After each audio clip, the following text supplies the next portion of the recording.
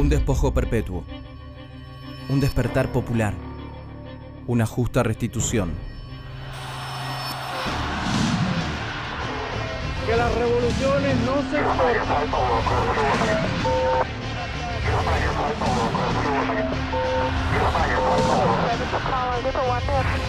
Está América de color.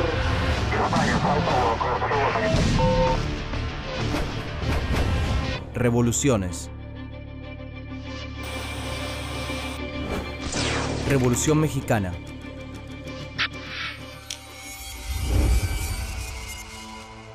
(1856) La Ley Lerdo. Consumada su independencia en 1824, México sufre décadas de inestabilidad política y económica. La población de México es de cerca de 7 millones de personas, de las cuales 5 millones son analfabetos y pobres. Solo 800.000 son letrados. En 1856, los liberales dominan la escena política con Benito Juárez a la cabeza y dictan una ley controversial. La Ley Lerdo, por el ministro de Hacienda Miguel Lerdo, declara baldías las tierras y propiedades corporativas, particularmente las de la iglesia, pero también las de las comunidades. Esta ley busca restar poder a la iglesia. Sin embargo, con el tiempo, también los indígenas y los campesinos pierden sus tierras en manos de nuevos hacendados. Se modifica la composición social de México. La Ley Lerdo produce nuevos hacendados grandes y pequeños, una incipiente burguesía, rancheros y una masa de campesinos, algunos sin tierra, algunos desplazados hacia la pobreza de la ciudad. 1876. Nace el Porfiriato. En 1871, Juárez gana otra presidencia, aunque esta vez sus rivales, Lerdo y Porfirio Díaz, sospechan que ha habido fraude. Porfirio Díaz es un general con ambiciones políticas a quien Juárez ya había derrotado en la elección anterior. Nombre: José de la Cruz Porfirio Díaz Mori. Lugar y fecha de nacimiento: Oaxaca de Juárez, 15 de septiembre de 1830. Origen social: clase media baja. Oficio: militar. Datos destacados: concentró el poder por más de 30 años. Díaz prepara junto a sus seguidores y aliados un golpe para derrocarlo, pero el destino le gana de mano. Benito Juárez muere. Lerdo asume como presidente interino, expulsa las órdenes religiosas, sube los impuestos y genera enemigos. Lerdo llama a elecciones en 1876 y se presenta como candidato.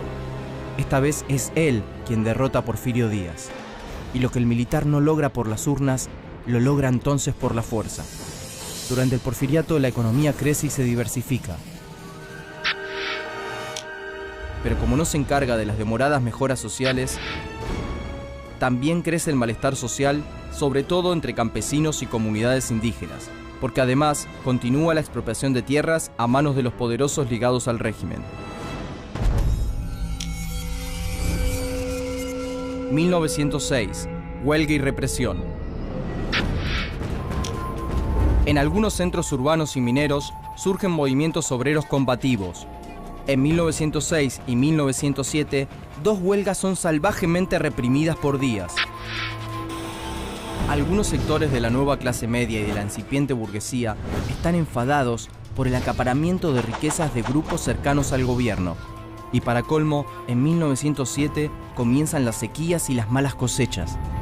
Cuando a los 80 años Díaz anuncia que va a buscar un nuevo mandato, la oposición explota, alineada detrás de Francisco Madero.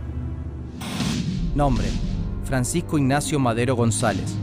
Lugar y fecha de nacimiento: Parras de la Fuente, Coahuila, 30 de octubre de 1873. Origen social: clase alta. Oficio: empresario. Datos destacados: en 1909 funda el Partido Nacional Antireeleccionista contra Porfirio Díaz. Pero una vez más, Díaz manipula las elecciones y Madero, perseguido, huye a los Estados Unidos. Desde su exilio, Madero llama a la rebelión armada contra Díaz y llega a ponerle fecha y hora al lanzamiento.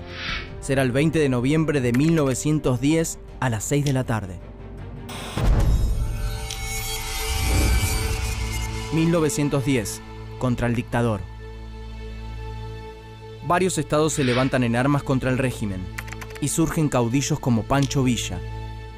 Nombre: José Doroteo Arango Arámbula, alias Pancho Villa. Lugar y fecha de nacimiento: Durango, 5 de junio de 1878. Origen social: clase baja.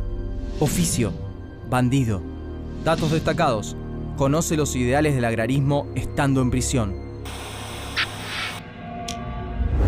Villa protagoniza decenas de combates y se destaca por su audacia y su sentido de la organización militar.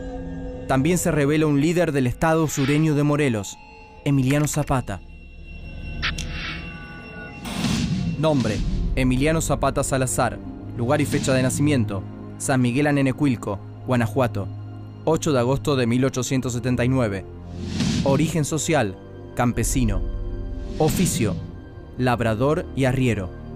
Datos destacados: es autor de la frase «Es mejor morir de pie que vivir toda una vida arrodillado». Las fuerzas de Porfirio Díaz son atacadas en el norte y en el sur del país. Miles de campesinos armados claman por las tierras arrebatadas. Acorralado, Díaz finalmente dimite en mayo de 1911 y Madero asume en su lugar. La revolución llega al poder, pero el maderismo no corrige las leyes de propiedad de la tierra. 1911. La lucha por las tierras. En noviembre de 1911, Zapata lanza un plan para cumplir con las promesas que Madero no cumple. Zapata implementa el Plan de Ayala y expropia las tierras de los hacendados caciques y burócratas del porfirismo. Y durante 1911 y 1912 se enfrenta con el Ejército Federal de Madero. Son combates sangrientos, donde reinan los desmanes y los incendios. 1913. Norte de México. Desde Chihuahua, Pancho Villa comanda otro ejército irregular, la temible División del Norte. En 1913, asola y ocupa varias ciudades, mientras un golpe de Estado instala al conservador Victoriano Huerta como presidente. Zapata, Villa y otros caudillos revolucionarios se alían para combatirlo, entre ellos Carranza y Álvaro Obregón. Nombre: Álvaro Obregón Salido. Lugar y fecha de nacimiento: Guatabampo, Sonora, 19 de febrero de 1880. Origen social: campesino. Oficio: militar. Datos destacados: perdió un brazo combatiendo a Villa. Huerta es destituido y se radicaliza la revolución. Está en un paso de lograrlo. 1914. Los constitucionalistas. Carranza y Obregón se alían, buscando el consenso de todos los líderes para decidir el futuro de México. Pero Pancho Villa y Emiliano Zapata desconfían de Carranza y continúan luchando por su cuenta. Villa y Zapata llevan el grito de tierra y libertad, que se multiplica por todo el territorio mexicano. Pero el ejército constitucionalista de Carranza y Obregón está más organizado y equipado. Derrota a Villa en 1915 y a Zapata en 1916. Y Venustiano Carranza es nombrado presidente.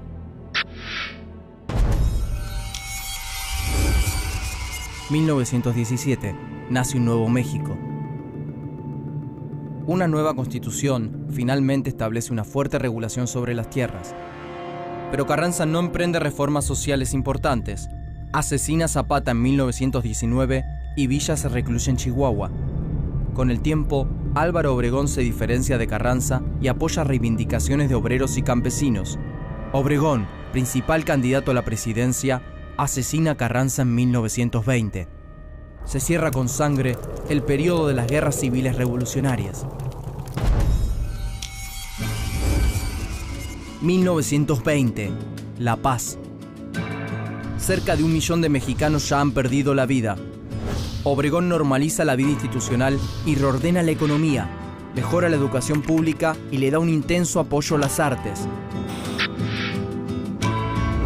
El agitador, por Diego Rivera, 1927. Del porfirismo a la revolución, por David Alfaro Siqueiros. Mural, 1960. Pero es recién a mediados de los años 30, cuando Lázaro Cárdenas, otro general de la revolución en la presidencia, se hace eco de las demandas postergadas y promueve una relación estrecha con grandes sindicatos obreros. Cárdenas finalmente consuma la principal promesa revolucionaria y promueve una extensa reforma agraria. Así, en su capítulo postrero, la revolución deja latir el grito sordo de miles de mexicanos. Tierra y libertad.